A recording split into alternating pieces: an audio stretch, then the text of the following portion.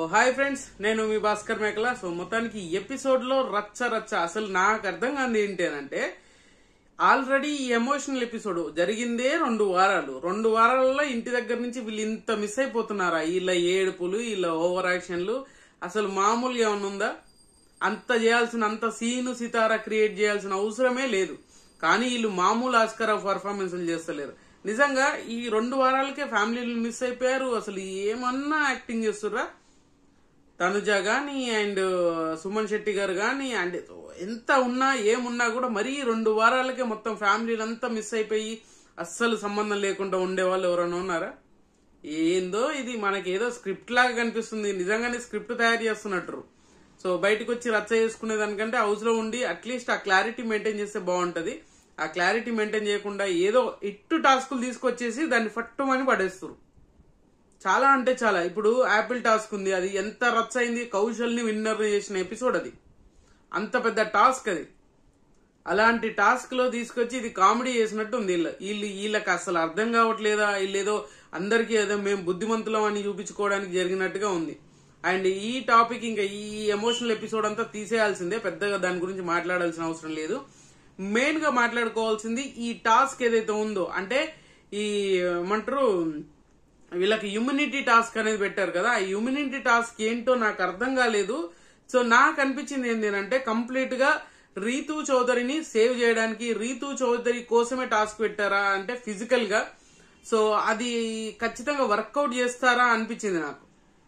ఎందుకు అనంటే, రీతూ చౌదరికి వెరీ స్ట్రాంగ్ పర్సన్. ఎందుకనంటే హోల్డ్ చేయొచ్చు అంత. ఇప్పుడున్న అందరిట్లలో లేడీస్ లో ఆమె వెరీ స్ట్రాంగెస్ట్ పర్సన్. అది క్లియర్ గా అర్థం చేసుకోవాలి. అండ్ వీళ్ళకి ఇమ్యూనిటీ టాస్క్, ఎవరికైతే బ్లాక్ ఏమంటారు బ్లాక్ ది కలర్ వచ్చిందో, ఆ కలర్ వచ్చిన వాళ్ళు ముగ్గురు. ఆ ముగ్గురు Sreeja, Ritu and Flora. And సంచాలక్ గా మన సంజన గారిని సెలెక్ట్ చేశారు. ఈ ముగ్గురిని సెలెక్ట్ చేశారు. ఈ ముగ్గురికి టాస్క్ పెడుతున్నారు. ఈ టాస్క్ ఇమ్యూనిటీ ఇవ్వాల్సిన అవసరం ఫస్ట్ థింగ్ లేదు. 2 వారాలకి ఇమ్యూనిటీ ఇచ్చేసి వాళ్ళని నామినేషన్ నుంచి సేవ్ చేస్తాను, ఎలిమినేషన్ నుంచి సేవ్ చేస్తాను అని అనుకోవడం అనేది పెద్ద బ్లండర్. అయినా కూడా బిగ్ బాస్ ఏదో స్ట్రాటజీ వాడుతున్నాడు, ఏదో చేద్దాము అనుకుంటున్నాడు, కొత్తగా ఏదో కొత్తదనాన్ని మనకి ఇంట్రడ్యూస్ చేద్దాము అని చెప్పేసి అనుకుంటున్నారు. అయినా కూడా ఇక్కడ ఏమైతుంది, ఈ జనాలకు అర్థమైపోతుంది ఇది కావాల్సుకొని చేస్తున్నారు, ఇది కావాల్సుకొని ఇస్తున్నారు అనే దాన్ని జనాలకు. ఇప్పుడు బిగ్ బాస్ పాయింట్ ఆఫ్ వ్యూలో కాకపోయినా టెలికాస్ట్ అయ్యేసరికి ఆల్మోస్ట్ వాళ్ళకి అదే ఇన్ఫర్మేషన్ లాగా అయిపోతుంది, అదే సిచ్యువేషన్ లాగా అయిపోతుంది అనమాట. సో అలాంటప్పుడు ఖచ్చితంగా కొంచెమన్నా ఆలోచించాల్సింది. ఇమ్యూనిటీ కాకుండా అట్లీస్ట్ ఈ వీకే ఇమ్యూనిటీ ఇవ్వాల్సిన అవసరం లేదేమో అనేది నాకు పర్సనల్ గా అనిపించింది. ఈ ఇమ్యూనిటీ నెక్స్ట్ వీక్ యూజ్ చేసుకోవడమా, లేదంటే వీళ్ళ కోసం కాకుండా వేరే వాళ్ళ కోసమా, ఏదో ఒక ట్విస్ట్ పెడితే బాగుండేది. చాలా నార్మల్ గా అనిపించింది. అండ్ ఇంకొకటి, ఓవరాల్ గా చూసుకుంటే మాత్రం రీతూ చౌదరిని ఈసారి ఎలిమినేషన్ నుంచి కూడా సేవ్ చేయడానికి బీభత్సంగా ట్రై చేస్తున్నారా అంటే ఖచ్చితంగా అనుకోవచ్చు. ఎందుకు అనంటే ఇది ఫిజికల్ టాస్క్. ఈ ఫిజికల్ టాస్క్ లో రీతూ చౌదరిని శ్రీజ గాని అండ్ ఫ్లోరా గాని వీళ్ళిద్దరూ ఆపే ఛాన్సే లేదు. ఎందుకంటే ఆమె అంత స్ట్రాంగ్ గా ఉంటది, అంత రేంజ్ లో ఆడుతుంది, కాదనట్లేదు. అరే అయినా కూడా టెక్నిక్ గా చేయొచ్చు. ఇక్కడ ఏంటంటే టెక్నిక్ తర్వాత ఫస్ట్ ఏంటంటే ఈ ఒక నెట్ కట్టేసి ఒక 2 వేస్ పెట్టేసి ఆ దాంట్లో నుంచి, అంటే సంచాలక్ గా ఉన్న వాళ్ళు ఒకరు బాల్ ఇస్తారు, పైనుంచి ఒక బాస్కెట్ బాల్ ఇస్తే ఆ బాల్ ని తీసుకొని వీళ్ళు ఆ కింద హోల్ నుంచి, అంటే ఏదైతే వే ఉందో ఆ వే నుంచి బయటకు వచ్చేసి ఒక బాక్స్ ఇస్తాడో బాక్స్ దగ్గర పెట్టుకోవాలన్నమాట. బాల్స్ 3 అలాగా 3 స్టెప్స్ ఉంటాయి. ఆ 3 స్టెప్స్ దగ్గర ఒక్కొక్కరు ఒక్కొక్క స్టెప్ పెట్టుకోవాలి. అలా రీతూ చౌదరి గట్టిగా అంటే గట్టిగా ఆడుతుంది, నేను తప్పనట్లేదు. చాలా స్ట్రాంగ్ గా ఆడుతుంది, చాలా స్ట్రాంగ్ గా డిఫైన్ చేస్తుంది. అండ్ ఇంకొకటి ఏంటంటే వేరే వాళ్ళకి ఛాన్స్ ఇవ్వకుండా తనైతే చేస్తూ ఉంటది. ఇక బాల్ వచ్చింది అంటే ఎవరు పట్టుకున్నా కూడా లాగి పడేసి తీసుకొని వెళ్ళిపోతుంది. నిజంగా ఇక్కడ ఎంత గట్టిగా రీతూ చౌదరి ఆడిందో అంతే గట్టిగా కూడా శ్రీజ ఆడింది. అండ్ ఫ్లోరా గారు స్మార్ట్ గేమ్ ఆడారు అనేది అయితే నాకు, అది కూడా ఎందుకో చెప్తాను కూడా. సో ఇక్కడ ఏంది అంటే క్లారిటీగా ఎలిమినేషన్ నుంచి రీతూ చౌదరిని సేవ్ చేయడానికి టాస్క్ పెట్టాడా అని మీకు అనిపించకపోయినా నాకు అనిపించిందని ఎందుకు చెప్పాను అంటే, ఈ ఫిజికల్ టాస్క్ లో ఖచ్చితంగా వీళ్ళే ఉంటారు. సో అబ్బాయిలు లేరు, 3 అమ్మాయిలే ఉన్నారు. ఈ 3 నాకు అర్థం కాదు. ఇప్పుడు 3 అమ్మాయిలు కాకుండా ఒక అబ్బాయి ఉన్నాడు అనుకోండి, అప్పుడు కూడా సేమ్ టాస్క్ పెడతారా? సో ఇక్కడ డిజైన్ చేయడం ఏంటంటే అమ్మాయిల కోసం డిజైన్ చేశారు. అండ్ అమ్మాయిలు కూడా ఫిజికల్ గా స్ట్రాంగ్ గా ఉంది ఎవరు అంటే రీతు చౌదరి. సో రీతు చౌదరి గట్టిగానే డిఫెన్స్ చేసుకుంది. ఆ బాల్స్ వేసినప్పుడు పట్టుకొని లాగినప్పుడు ఇక్కడ ఏంటంటే శ్రీజ ఒక తెలివైన పని చేసింది అండ్ చాలా ఇంటెలిజెంట్ గా వర్కౌట్ చేసింది అనేది నాకు అర్థమైంది. ఎందుకు అనంటే రీతు చౌదరి దగ్గర నుంచి ఎలాగో బాల్ లాక్కోలేకపోతుంది సింగిల్ గా, ఇండివిజువల్ గా. ఒకరు హోల్డ్ చేస్తే ఇంకొకరిని లాక్కోవచ్చు. ఇక్కడ ఏమైపోతుంది అంటే రీతు చౌదరి బాల్ లాగేసుకొని పట్టుకొని ఎంత స్ట్రాంగ్ అంటే అంత స్ట్రాంగ్ గా ఇట్లా మొత్తం మీద పడి రెక్కేసి లాగేసి ఏదైనా టాస్క్ అది ఫిజికల్ చేస్తుంది, కావాల్సుకొని హామ్ చేస్తుంది అనేది అయితే ఏమీ లేదు. చాలా స్ట్రాంగ్ గా ఈ మెయిన్ ఏంటంటే ఆ బాల్స్ ని లాక్కునే ప్రాసెస్ లోనే ఉంది. కానీ ఇక్కడ ఆ సిచ్యువేషన్ లో అసలు శ్రీజకి అవ్వట్లేదు, లాగి పడేస్తుంది శ్రీజని. అయినా కూడా మాక్సిమం ఆఫ్ టైం హోల్డ్ చేయగలుగుతుంది, కానీ బాల్ మాత్రం లాక్కోలేకపోతుంది. సో ఇక్కడ ఈమె తెలివిగా ఆలోచించింది ఏంటంటే సో మనము కాకపోయినా ఫ్లోరా గారికి వేరే ఛాన్స్ ఇద్దాము, ఫ్లోరా గారిని ఖచ్చితంగా గెలిపిద్దాం, నేను గెలవకపోయినా రీతు గెలవద్దు అనేది ఆమె స్వార్థం అని కాదు. సో ఫ్లోరా గారు గెలిస్తే ఒక ఛాన్స్ ఇచ్చినట్టు ఉంటది, ఈమెకు కూడా ఒక పాజిటివిటీ ఉంటది. ఎందుకంటే రీతు స్ట్రాంగ్ ఉంది, ఫ్లోరా స్ట్రాంగ్ లేదు, అండ్ శ్రీజ మరీ అంత స్ట్రాంగ్ కాదు, బట్ ఓకే అయినా కూడా ట్రై చేయడంలో తప్పేం లేదు. అప్పుడు ఏంటంటే టాస్క్ లో మాక్సిమం 3 బాళ్ళకి 3 బాల్ తీసుకెళ్లి రీతు చౌదరి స్టార్టింగ్ లోనే పెట్టేస్తుంది, లాగేసుకొని పెట్టేస్తుంది. ఇక్కడ శ్రీజ ఏం చేస్తుంది, గట్టిగా పట్టుకుని హోల్డ్ చేస్తూ ఉంటది. రీతు చౌదరిని హోల్డ్ చేస్తూ ఆ బాల్ ని ఫ్లోరాకి ఇస్తుంది. సో ఫ్లోరా నువ్వు వెళ్ళిపో అని చెప్పేసి ఆమెను బాల్ తీసుకొని ఫస్ట్ బాల్ తీసుకొని బయటికి వెళ్ళిపోయి ఆ వేలో నుంచి బయటికి వెళ్ళిపోయి ఆమె అక్కడ పెట్టినప్పుడు ఎంత అంటే పాపం అప్పటిదాకా ఒక డైలామాలో ఉన్న ఫ్లోరా ఒక్కసారి ఒక కాన్ఫిడెంట్ వచ్చింది. సో అందరు చీరఫ్ చేయండి అని చెప్పేసి అనడం ఆ ఓవర్ ఎగ్జైట్ అయిపోతుంది. ఒక బాల్ తీసుకొచ్చానే అనే ఎగ్జైట్మెంట్ ఉంటుంది. ఏ కంటెస్ట్ కైనా ఒక అప్రిషియేషన్ అనేది వస్తే ఖచ్చితంగా వాళ్ళ నుంచి మనకు ఏదో ఒకటి ఆ అవుట్పుట్ అనేది రాగలదు. ఆ ఛాన్స్ శ్రీజ ఫ్లోరాకి ఇచ్చింది అనిపించింది నాకు. అండ్ ఇక్కడ ఈ ప్రతిసారి కూడా అంటే గట్టిగా హోల్డ్ చేసి ఎక్కడైనా కూడా శ్రీజ మాక్సిమం బాల్ కవర్ చేసినా ఫ్లోరాకి ఇచ్చింది. ఫ్లోరాకి ఇవ్వడానికి మస్తు ట్రై చేసింది. సెకండ్ బాల్ కూడా ఆల్మోస్ట్ సెకండ్ బాల్ తీసుకొని ఫ్లోరాకి ఇచ్చినప్పుడు కూడా ఫ్లోరాకి చెప్తూ ఉంటది. ఫ్లోరా కూడా ఇక్కడ క్లారిటీగా చెప్పింది, శ్రీజ నువ్వెళ్ళు అని చెప్తుంది. కానీ రీతుని హోల్డ్ చేసేంత క్యాపబిలిటీ ఫ్లోరా దగ్గర లేదు. సో అలాంటప్పుడు ఇద్దరికి డిసడ్వాంటేజ్ అవుతుంది. సో ఆటోమేటిక్ గా రీతు చౌదరి గెలిచే ఛాన్సెస్ ఎక్కువగా ఉంది అనమాట. సో అందుకని ఈమె ఏం చేస్తుంది, మాక్సిమం ఫ్లోరాకే ఇస్తుంది, ఏం పర్లేదు నువ్వెళ్ళు అని చెప్పేసి తీసుకెళ్లి సెకండ్ బాల్ కూడా ఇస్తుంది. సెకండ్ బాల్ వేసినాక థర్డ్ బాల్ కి వచ్చేసరికి మాత్రం ఫిజికల్ గా అనిపించేసి పాస్ చెప్తుంది. అండ్ సంచాలక్ సంజన గౌడ్కి పాస్ చెప్తుంది. పాస్ చెప్పినా కూడా రీతు చౌదరి అనేది కొంచెం గట్టిగానే ఆడుతుంది. సో రీతు చౌదరి ఆడినప్పుడు సో అది పాస్ చేసి కొద్దిగా ఆపినప్పుడు రిలాక్స్ అవుతుంటే మాట్లాడుతుంటది, నీ కోసం నువ్వు ఆడాలి, వేరే వాళ్ళ కోసం ఆడొద్దు అని చెప్పేసి రీతు చౌదరి చాలా కొంచెం నీతులు ఎక్కువ చెప్తుంది కదా. ఇలాంటి కంటెస్టెంట్స్ కొంతమంది ఓవర్ ఎగ్జైట్ అవుతూ ఉంటారు అనమాట.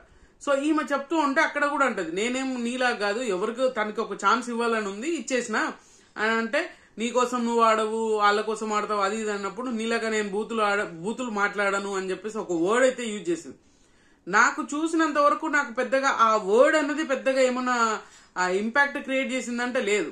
దాన్ని కావాల్సుకొని ఓవర్ స్మార్ట్ గా రీతు చౌదరి చేద్దాం అనుకుంటే, ఎందుకంటే రీతు చౌదరికి ఆల్రెడీ 3 బాల్స్ ఉన్నాయి, దానివల్ల యూజ్ ఏం లేదు. ఎందుకంటే 3 బాల్సే ఇయ్యాలి అక్కడ, అది బిగ్ బాస్ క్లియర్ గా మెన్షన్ చేశాడు. సో అప్పుడు ఏంటి, మిగతా వాళ్ళకి ఛాన్స్ ఉన్నప్పుడు వీళ్ళిద్దరిని వదిలేయాల్సింది రీతు. అప్పుడు ఫ్లోరా గానీ వీళ్ళిద్దరు వదిలేసి ఉంటే కొంచెం వర్కౌట్ అయ్యేది వేరే విధంగా.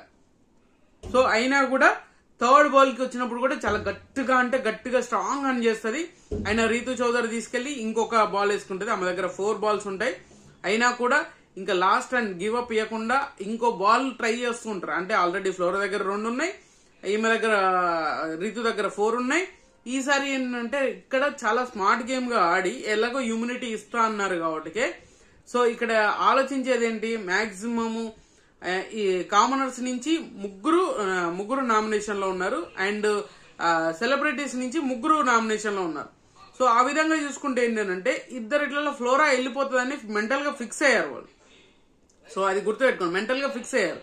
సో అలాంటప్పుడు ఇమ్యూనిటీ ఫ్లోరాకు రాకుండా ఉండాలని బయట నుంచి మన డెమోన్ పవన్ గానీ అండ్ ఎవరు ప్రియా గాని గివ్ అప్ చేయి అని చెప్పేసి గట్టిగా మాట్లాడుతున్నారు. సో నువ్వు పట్టించుకోకు, నువ్వు వదిలేసేయి, గివ్ అప్ చేసేయి, వాళ్ళిద్దరు ఆడుకుంటారు అంటే వాళ్ళిద్దరిలో ఖచ్చితంగా రీతు వదిలేదు. ఎన్ని బాల్స్ వస్తే అన్ని బాల్స్ ఆమె దగ్గరనే పెట్టుకుంటది. సో ఆ బేసిస్ మీద చూసుకుంటే ఖచ్చితంగా వేరేలాగా మారిపోతుంది అనమాట. సో అప్పుడు ఇమ్యూనిటీ ఫ్లోరాకి రాదు కాబట్టి వీళ్ళు కామనర్స్ సేవ్ అయిపోయి ఫ్లోరా ఎలిమినేషన్ అవుతుంది అని వాళ్ళ థర్డ్ ప్రాసెస్. వాళ్ళు ఏదైతే అనుకున్నారో అది థర్డ్ ప్రాసెస్. కానీ ఇక్కడ కంప్లీట్ గా చేంజ్ చేసింది ఎవరు? శ్రీజ. బిగ్ బాస్ ప్లానింగ్ రీతుని సేవ్ చేయాలన్న ఒక థాట్ లో బిగ్ బాస్ పెట్టినట్టుగానే అనిపిస్తుంది. అది బిగ్ బాస్ గట్టిగా దెబ్బపడ్డట్టు. అండ్ ఫ్లోరాకి కూడా ఒక ఛాన్స్ వస్తుంది. ఎందుకంటే బయట జరిగే సిచ్యువేషన్ ఎవరికి తెలియదు కదా, బయట ఎంత యూజ్ ఓటింగ్ పడుతుంది ఫ్లోరాకి అని చెప్పేసి ఎవరికి అర్థం కాదు, ఎవరికి అర్థం కాని పరిస్థితిలో ఉంది అనమాట. సో ఆ విధంగా చూసుకుంటే సో ఇక్కడ వరకు బానే ఉంది. లాస్ట్ బాల్ కూడా ఒకటి మిగిలిపోతే శ్రీజ తీసుకెళ్తే శ్రీజ ఒక బాల్ పెడుతుంది. ఇక్కడ అస్సలు టాస్క్ అనేది పడుతుంది. ఇంతసేపు ఫిజికల్ అయింది కదా, ఇక్కడ మెంటల్లీ ఫోకస్డ్ కూడా పనిచేయాలి. సో అలాగా ఒక చిన్న అంటే ఒక ఏమంటారు ఒక పైప్ లాంటిది పెట్టేసి, వైట్ పైప్ లాంటిది పెట్టి దాన్ని మన బాస్కెట్ బాల్ లెక్క బాల్ వేయాలన్నమాట. ఒక్కొక్కటి అలా 3 బాల్స్ వేయాలి. ఆ 3 బాల్స్ వేసే దాంట్లో అండ్ ఆల్రెడీ రీతు దగ్గర 4 బాల్స్ ఉన్నాయి. అండ్ ఎవరు తనుజ దగ్గర శ్రీజ దగ్గర 1 బాల్ ఉంది, ఫ్లోరా దగ్గర 3 బాల్ ఉన్నాయి. సో అలాంటప్పుడు ఏంది, శ్రీజ అవసరం లేదు, ఆడాల్సిన అవసరం లేదని సంజన డిసైడ్ చేస్తే దీన్ని కూడా డిఫైన్ చేస్తారు.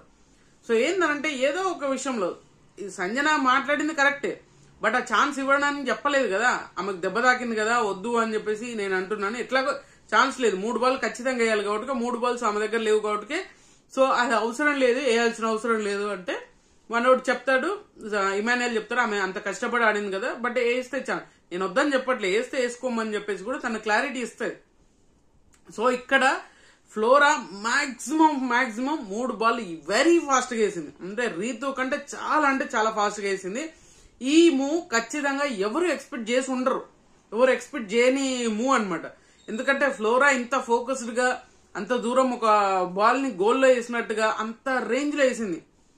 సో ఇక్కడ ఈమె 2 వేసేసరికి 2 వేసింది. 3వ దానికి ట్రై చేస్తున్నప్పుడు రీతు కూడా ట్రై చేసింది, బట్ ట్రై చేసింది 100% ట్రై చేసింది.